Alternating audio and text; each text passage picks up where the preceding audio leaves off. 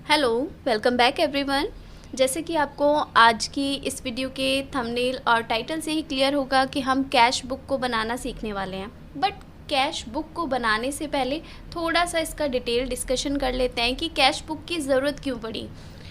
आपको पता होगा कि हम जो आपके बिज़नेस में ट्रांजैक्शन होते हैं उनका जो हम लेखा करते हैं, तो प्रारंभिक लेखे की पुस्तक में वो लेखे होते हैं जिसको प्रारंभिक लेखे की जो मेन पुस्तक है जनरल, हम जनरल में एंट्रीज करते हैं, हाँ कि ना। लेकिन यहाँ पर जनरल के भी सब डिवीज़न की बात की जा रही है, यानी कि जनरल का उपविभाजन, यानी कि जनरल की बुक के भी सब डिवीज़न कर देना। तो हमें अदर बुक की ज़रूरत क्यों पड़ी? तो देखिए क्या होता है कि जो छोटे व्यापारी होते हैं उनके लिए तो सही है, ट्रांजैक्शन जो है एक लिमिटेड ट्रांजैक्शंस होते हैं जिनको एक बुक के अंदर अगर आप सारे ट्रांजैक्शन कर रहे हो कोई दिक्कत नहीं आती है। लेकिन अगर आपका बड़े बड़े बिजनेस की बात करें जहाँ पर ट्रांजैक्शंस बहुत ज़्यादा होते हैं, बहुत ज़्यादा मात्रा में होते हैं, बहुत ज़्यादा संख्या में होते हैं, तो उन सारे ट्रांजैक्शन को अगर आप एक ही जनरल लेखे की बुक में एंट्री कर देते हो तो वहाँ पे थोड़ी सी आपको अनइजीनेस होगा, असुविधा होगी। वो क्यों कि आपको पता है जब बिज़नेस का स्केल बहुत बड़ा है तो वहाँ पे बहुत सारे डिसीज़न टाइम टू टाइम लेने पड़ते हैं, और किसी पर्टिकुलर आप किसी व्यक्ति से रिलेटेड कोई इन्फॉर्मेशन निकालने बैठ गए जनरल में तो भाई बहुत सारे पेजेस आपको पलटने पड़ जाएंगे और आपका बहुत टाइम कंज्यूम हो जाएगा। कैश से रिलेटेड आपको कोई डिसीज़न लेना है या फाइंड आउट करना है कि आपको कैश कितना आया कितना गया, और क्रेडिट आपने कुछ परचेज़ या सेल किया है किसी बंदे का, आपको हिसाब करना है, तो बहुत टाइम कंज्यूम हो जाता है। तो वो सारी असुविधा से बचने के लिए जनरल का सब डिवीज़न किया गया और अलग अलग जो आपके ट्रांजैक्शंस हैं अलग अलग टाइप के, उनका लेखा उन अलग अलग पर्टिकुलर बुक्स में कर दिया जाता है। तो ये कहाँ यूज़ होता है? जो बहुत बड़े जो बिज़नेस होते हैं, व्यापारी होते हैं, वहाँ पे अलग अलग बुक में ट्रांजैक्शन किया जाता है। तो प्रारंभिक लेखे की जो ये बुक्स हैं इनका जो सब डिवीज़न है, तो भाई कितनी बुक्स हैं उनको अब हम देखेंगे। तो अब देखिए यहाँ पर आपको प्रारंभिक लेखे की जो पुस्तकें हैं जनरल का उपविभाजन, वो कौन कौन सी बुक्स हो सकती हैं। सबसे पहला है आपका कैश बुक। ये जनरल लेखे की जो बुक है उसमें कैश बुक सबसे ज़्यादा मेन है, सबसे ज़्यादा इम्पोर्टेंट है, ठीक है, और इन्हीं को बनाना हमें सीखना है। तो कैश बुक में कौन कौन से ट्रांजैक्शन होते हैं आपको इससे ही पता चल रहा है। कैश यानी कि जो भी आपके ट्रांजैक्शन नगद में हो रहे हैं, और नगद में देखिए बैंक से रिलेटेड ट्रांजैक्शन भी नगद होते हैं, तो वो आपके रोकड़ बही यानी कि कैश बुक में आप करोगे, ठीक है। अब परचेज बुक में कौन से ट्रांजैक्शन जाएंगे? भाई उधार आपने माल खरीदा, उधार आपने माल बेचा, तो उस कंडीशन में उधार के जो लेखे हैं, अगर आप परचेज़ कर रहे हो तो उधार परचेज़ सारे, तो यहाँ पर भी जो परचेज़ बुक है इसमें सारे आपके उधार खरीदे गए माल का लेखा होता है।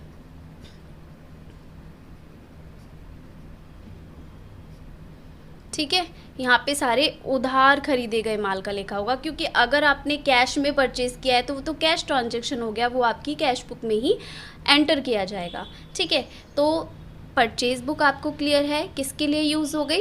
उधार खरीदे गए माल के लिए, यानी कि क्रेडिट परचेज़ के लिए। इसी तरह से अगर आपने क्रेडिट परचेज़ किया था और आपको माल लौटाना पड़ जाए तो परचेज़ रिटर्न अगर आप करते हो तो उसके लिए एक अलग बुक होगी जिसका नाम है परचेज़ रिटर्न बुक, ठीक है। तो आई होप आपको ये क्लियर है। इसके बाद आप सेल्स की बात कर लेते हैं। सेल्स बुक तो नाम से ही पता है यहाँ पे विक्रय का लेखा होगा, लेकिन कैसी बिक्री, कैसा विक्रय? भाई यहाँ पर भी आपका उधार बिक्री अगर हुई है तो उसका जो ट्रांजैक्शन है उसका लेखा आप इस बुक में करोगे, सेल्स बुक में, ठीक है। तो यहाँ पर अरे एक और बात मैं आपको यहाँ पे क्लियर कर दूँ। देखिए उधार अगर आप बेचते हो, यहाँ पे उधार खरीदना और बेचना दोनों में एक बात याद रखना कि अगर आप कोई संपत्ति उधार खरीद रहे हो, संपत्ति उधार बेच रहे हो, उनका लेखा इसमें नहीं होता है, ठीक है। और इसका जो बेसिक कॉन्सेप्ट है वो अगर आपने जनरल एंट्री के बेसिक रूल की वीडियो देखी होगी जिसमें मैंने डिटेल में आपको सारे रूल समझाए थे, उसमें आपको ध्यान होगा कि अगर आप उधार कोई सामान खरीदते हो किसी व्यक्ति से, मान लो राम से माल खरीदा, तो आप एंट्री क्या करते हो? परचेज टू राम, है कि नहीं। तो परचेज इस एंट्री में इंक्लूड है, तो वो परचेज बुक में राम जाएगा 2 में। ओके, यानी कि जिस जिस एंट्री में आपने लेज़र बनाना सीखा था ना, अगर जिसको ये बातें क्लियर नहीं हो रही हैं वो पहले जनरल एंट्रीज़ और लेज़र की वीडियो देखें, आपको फुल कॉन्सेप्ट क्लियर हो जाएगा। ठीक है, तो यहाँ पे वही बात है। लेकिन अगर आप कोई फर्नीचर खरीदते हो उधार, तो हमें पता होता है पर्टिकुलर नाम के, भाई फर्नीचर आ रहा है राम से, कैश तो नहीं आ रहा, फर्नीचर आ रहा है राम से, तो फर्नीचर टू राम आपने लिखा, यहाँ तो एंट्री में परचेज है ही नहीं, तो परचेज बुक में क्यों जाएगा।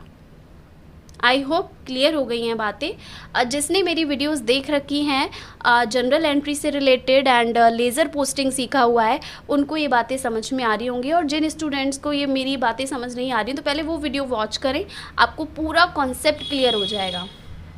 चलिए आगे बढ़ते हैं। फिर अगर आपने सामान रिटर्न किया है तो ऑब्वियसली आप सेल्स रिटर्न की एंट्री सेल्स रिटर्न बुक में करोगे।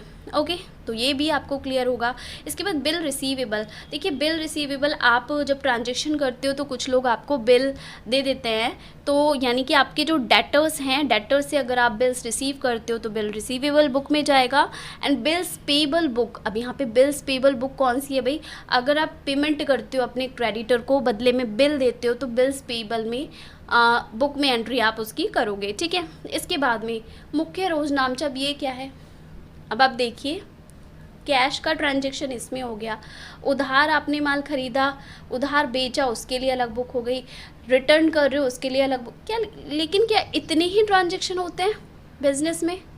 भाई बिज़नेस में तो डिस्काउंट की बात भी आती है, कमीशन, इंटरेस्ट, आप ये चीज़ें लेते भी हो देते भी हो, और कई बार आपको वेजेस पे करना पड़ता है, सैलरी भी देते हो। ये सारे एक्सपेंसेस कहाँ गए? बहुत सारे एक्सपेंसेस होते हैं और बहुत सारे अदर ट्रांजेक्शन भी हो जाते हैं इनके अलावा। तो जिनका लेखा इन पर्टिकुलर ऊपर में से किसी बुक में नहीं हुआ ना, वो बचे हुए सारे के सारे ट्रांजेक्शन कहाँ जाएंगे? इस जनरल प्रॉपर बुक में आप करोगे। तो ये जो लास्ट आपकी बुक है, तो टोटल कितना सब डिवीज़न हो गया जनरल का? टोटल 8 बुक्स हो गई, जिसमें 7 आपको क्लियर हो गई। जो भी बचे ट्रांजेक्शन वो आपकी मुख्य रोजनामचा यानी कि जनरल प्रॉपर की बुक में वो सारी एंट्रीज हो जाएंगी। तो आई होप आपको क्लियर है।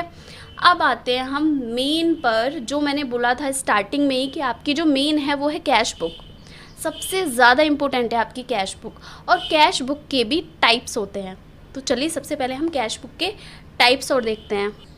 चलिए अब आपको दिखाई दे रहा है रोकड़ बही के प्रकार, यानी कि काइंड्स ऑफ कैश बुक कितने टाइप की होती है, 1 2 3 4, टोटल 4 आपके प्रकार यहाँ पे दिख रहे हैं। पहला है साधारण यानी कि सिंपल, या फिर बोलो एक खाने वाली रोकड़ बही यानी कि सिंपल या सिंगल कॉलम कैश बुक। इसमें क्या होता है, एक ही कॉलम होता है आपका अमाउंट का जो कैश ट्रांजेक्शन के लिए होगा। तो यहाँ पे डायरेक्टली आपका कैश का ही एक कॉलम होता है अमाउंट का।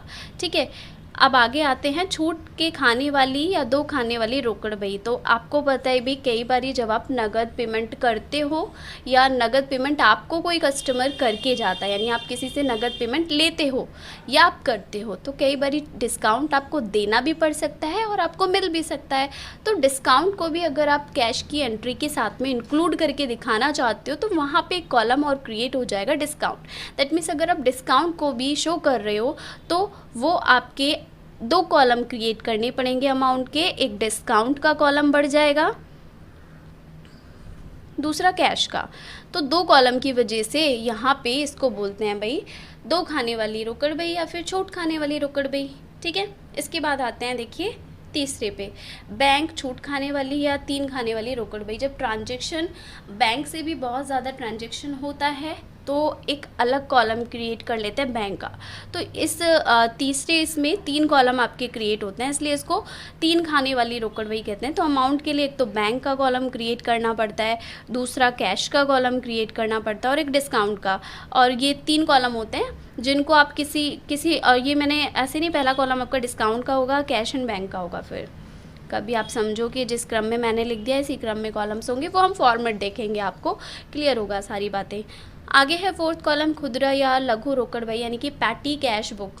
इसका कॉन्सेप्ट थोड़ा सा अलग है, इसमें हर टाइप के खर्चे के लिए एक अलग कॉलम क्रिएट कर लेते हैं। इसको भी जब हम लाइन से एक एक टॉपिक पर क्वेश्चंस करेंगे प्रैक्टिकली, इस पर भी करेंगे, तब आपको ये पैटी कैश बुक क्लियर हो जाएगी। ओके,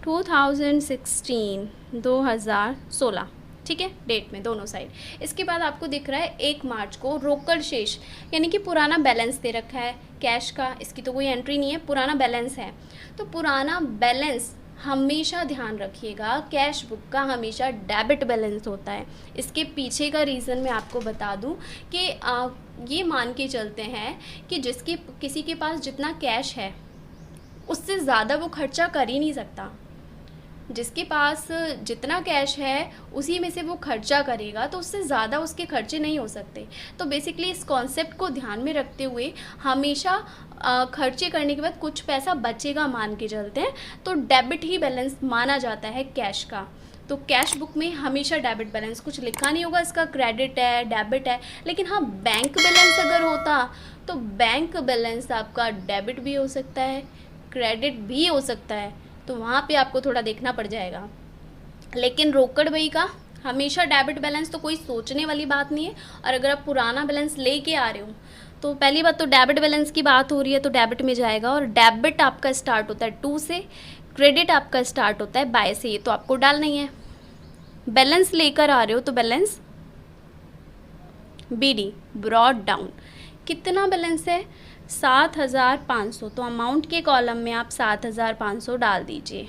ठीक है, ये सिंपल कॉलम कैश बुक है, तो यहाँ पे आपको पता है अमाउंट का एक ही कॉलम होगा कैश, तो आप यहाँ पे कैश भी डाल सकते हो अमाउंट भी डाल सकते हो, कोई दिक्कत वाली बात नहीं है। सही है, आगे बढ़ते हैं। ये कब था भाई, डेट तो हमने डाला ही नहीं है। ये है मार्च 1 मार्च को, आप शॉर्ट में भी लिख सकते हो इसको। आगे है 6 मार्च को, माल बेच रहे हो आप, नगद माल बेचा। सोचो बेच रहे हो तो पैसा आएगा या जाएगा? आएगा, वेरी गुड, बिल्कुल सही समझा आपने, आएगा। दैट मीन्स रिसीव्ड्स आएगा ना, कैश प्राप्त कर रहे हो आप तो 2 में जाएगा, सोचने वाली बात ही नहीं है। बेच रहे हो सेल्स आएगा, 2 सेल्स। बस कॉन्सेप्ट ध्यान रखो और डालते चले जाओ। कितना भाई 4,000, डेट कितना है मार्च 6। इसके बाद आगे देखते हैं 8 मार्च को, नगद खरीद रहे हो तो पैसा आएगा जाएगा? सामान ही तो आएगा ना आपके पास, कैश तो जाएगा, पेमेंट करना पड़ेगा आपको भाई। वेरी गुड, सही जा रहे हो बिल्कुल। तो 8 मार्च को चलिए तो हम डाल देते हैं मार्च 8। क्या लिखूं बट में यहाँ पे, खरीद रहे हो, वेरी गुड, परचेज आएगा। ठीक है, तो डाल दिया हमने परचेज। अमाउंट कितना है 3,200, डाल दीजिए 3,200। आगे है अब हमारा 10 मार्च, मोहन को उधार माल बेचा। मोहन को उधार माल बेचा, अरे यहाँ तो उधार आ गया, हाँ कि ना, उधार। हम तो यहाँ कैश बुक बना रहे हैं तो इसका लेखा हम नहीं करेंगे, इसके लिए अलग बुक होती है। यहाँ पे कैश में ट्रांजैक्शन नहीं है, छोड़ो इस एंट्री को, ये आपको करना ही नहीं है इस फॉर्मेट में, छोड़ दीजिए इसको। आगे देखें तो मार्च 14 यानी कि 14 मार्च को गोपाल से प्राप्त हुए, तो गोपाल से प्राप्त हुआ, रिसीव कर रहे हो ना, तो रिसीव्स यानी कि 2 में जाएगा। वेरी गुड, 2 गोपाल लिख दें, गोपाल ही है ना। कितना रिसीव कर रहे हो आप गोपाल से, 1,500 रुपये डाल देते हैं। डेट कितना था 14 डाल देते हैं। गोपाल नाम है, इसके आगे अकाउंट नहीं आएगा, और बाकी के आगे आप अकाउंट लगा सकते हो, लगाएंगे हम भाई, भूल गई थी मैं। चलिए आगे बढ़ते हैं फिर। अब है 18 मार्च, किराया प्राप्त किया, यहाँ भी रिसीव ही कर रहे हो आप, किराया यानी कि रेंट 2 में ही जाएगा। 2 रेंट अकाउंट, कितना किराया मिल रहा है आपको 750, 750, ठीक है। कौन सी डेट को मिला भाई, 18 को मिला, ओके। आगे देखते हैं फिर 22 मार्च को हरि को दे रहे हो आप, देना दैट मीन्स आप पेमेंट कर रहे हो। चलिए तो पेमेंट वाली साइड पे आ जाते हैं। मार्च 22 हरि को, तो बाय हरि, डोंट वरी। चलिए कितना दे रहे हो आप, 2,000 डाल देते हैं भाई, 2,000 रुपीज़। आगे देखें 27 मार्च को, फुटकर व्यय चुकाए, यानी कि आप एक्सपेंसेस कर रहे हो, मिसलेनियस एक्सपेंसेस, 27 को, तो एक्सपेंसेस तो हमेशा पे करने पड़ते हैं। 27 मार्च को बाय, मिसलेनियस पूरी स्पेलिंग नहीं लिखते हैं, छोटा सा लिख के डॉट, एक्सपेंसेस अकाउंट। ठीक है, कितना है, कितना खर्चा कर रहे हो आप, 200 रुपये का खर्चा कर रहे हो, 200 रुपीज़। आगे देखते हैं 30 मार्च को ब्याज दे रहे हो, इंटरेस्ट, ये भी पे कर रहे हो भाई 30 मार्च को, तो बाय इंटरेस्ट अकाउंट 125, 125 रुपये डाल दिया हमने ये भी। नेक्स्ट है आपका मार्च 31, यानी 31 मार्च को फर्नीचर खरीद रहे हो तो पेमेंट करोगे तो बाय में ही आएगा। 31 मार्च को बाय डालोगे क्या भाई, फर्नीचर खरीद रहे हो ना, तो फर्नीचर अकाउंट, कितना अमाउंट, 2775 रुपये। ठीक है, हमने डाल दिया ये सब। अब क्या करें भाई, अब हम इसका बैलेंस करते हैं। ठीक है, तो हम डेबिट साइड का टोटल करेंगे और क्रेडिट साइड का भी हम टोटल करेंगे। तो पहले हम डेबिट साइड का कर लेते हैं। और हमेशा मैं बता दूं, कैश बुक की डेबिट बाकी ही होती है, तो डेबिट का ही टोटल बड़ा आएगा, तो आप सबसे पहले डेबिट का ही टोटल करें। ठीक है, तो यहाँ पे मैं टोटल इसका आ रहा है 13,750, आप कर लीजिएगा, मैंने कर लिया है इसका टोटल। ठीक है, इसके बाद अगर आप क्रेडिट साइड का टोटल करते हो यहाँ पे, तो ये आएगा आपका 8,300 रुपये। कहीं रफली आप कर लोगे क्रेडिट साइड का टोटल, कितना कम है वो आपको बैलेंसिंग फिगर यहाँ पुट करनी होगी। क्यों, क्योंकि हमें तो बैलेंस इक्वल करना होता है। 13,750 ही हम यहाँ पे डालेंगे। कौन सा मंथ की बात हो रही है, मार्च की लास्ट डेट 31 मार्च, तो ये 31 को ही आप बैलेंस निकालोगे। बाय बैलेंस CD लिखेंगे जब हम खुद से क्लोज करते हैं, तो यहाँ पर आपका बैलेंसिंग फिगर बचेगा 5,450। ठीक है, कंप्लीट हो गया क्वेश्चन, बस यही आंसर है। कितना बैलेंस आया आपका कैश बुक का, 5,450। अगर आप इसे आगे लेके जाते हो तो to balance BD next month पहुँचेगा 1 अप्रैल को। ओके, तो यहाँ पे आपका कंप्लीट है, क्लियर है, आप इसको क्लोज कर दीजिएगा। हो गया आपका क्वेश्चन कंप्लीट। नाउ आप इसको क्लोज कर दीजिएगा। ठीक है, आई होप आपको क्लियर है। Simple cash book. अब मैं आपको इससे रिलेटेड क्वेश्चन दे देती हूँ। ये क्वेश्चन आपको आपकी स्क्रीन पे जो दिख रहा है, इसे आपको ट्राई कीजिएगा, इसका आंसर मैच कीजिएगा। अगली वीडियो में मिलते हैं, डबल कॉलम कैश बुक सीखेंगे, उसके बाद 3 कॉलम कैश बुक सीखेंगे। सारे फुल कॉन्सेप्ट आपको क्लियर कराऊंगी मैं। बने रहिएगा चैनल पर। Till then, tata, bye bye.